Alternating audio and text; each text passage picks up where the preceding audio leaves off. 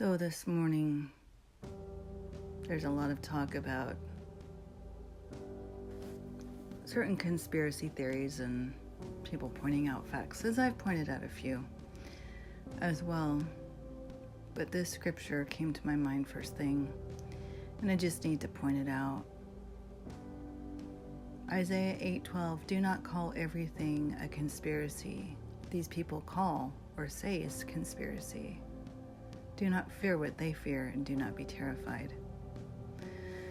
Father Yahuwah is saying this to us because He's in full control over everything, including what the evil people do. He is letting them use their own evil devices. He is basically testing the people as He did with Job. Read the story about Job. Father let Satan do anything he wanted to Job except to take his life. That was the limit. But when you read about Job, many calamities and disasters and sickness and stuff came over Job. And, another story I can point out too is when the Israelites were in Egypt in bondage. And Father used Pharaoh. Father allowed Pharaoh to be hard-hearted and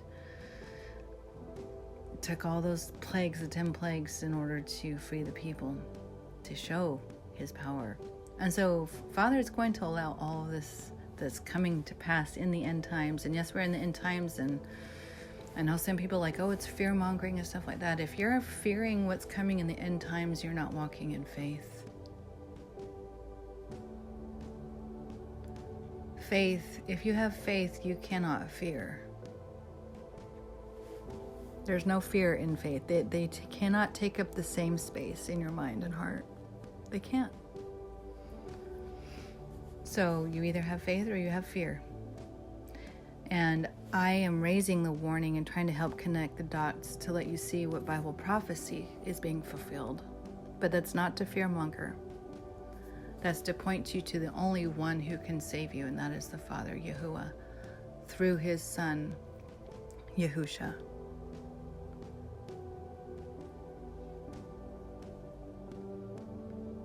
The Creator of this earth is allowing the enemy to self-implode. And sadly, there will be some that they take with them because they are not walking in their spirit. They're not awake. They haven't listened to His call. They haven't come. He's calling to everyone, but not everybody's listening to His call.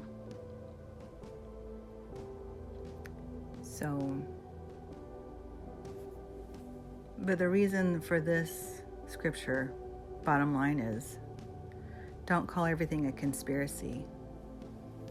What people say is a conspiracy because it's actually the work of the Most High Yahuwah. Because nothing happens that He doesn't allow. And like I said, it's all a test.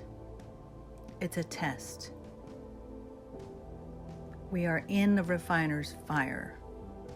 Study about the refiner's fire in the Bible. The heat is being turned up. And it's going to reveal true colors. It's going to test the metal that you're made of. It's interesting how we have all these little idioms all through history and all different cultures and languages. Test your metal. Yeah, that's what's happening right now. So be one of the 5 wise virgins. Study the Bible. Get on your face before the Most High. Know Him. He will show you what He wants you to do to endure what's coming and be able to rise above, standing in faith, not fear. And you'll receive His protection and His provision. Okay? Read Psalm 91. I posted that a few days ago. Psalm 91 is a very powerful prayer. Has much truth in it. And then read Psalm 119. Psalm 119 is another one. It's a very long, very powerful prayer. The Psalms and Proverbs are going to be what helps you through this. Also study the Torah, and what you'll understand what you're supposed to be looking for with what's coming when the Messiah comes again. It is an exciting time to live. It's not a fearful time to live. But I'm just trying to help any of you out there connect the dots with Bible prophecy. The people who are on the world stage right now are there because of Bible prophecy. They are in position to do their roles, to bring forth all the evil that Satan has planned, that Father is allowing, to test the people, to test your mettle in his refiner's fire. So yeah, if you have any questions, you want me to do any more specific videos, let me know. But this is just a really brief overview, just saying, yeah, I really personally don't like to even mess with politics. I don't like having to bring forth what I see in the political realm. It's an absolute circus. It's an absolute circus. And let's just say there's very few in a position of any kind of power that is authentically trying to do something for the people in general. The rest are all just vying for power, like dog eat dog.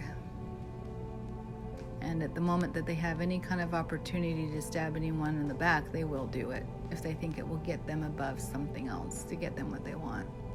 It's a very, very evil way. Like I said, two wings of the same evil bird.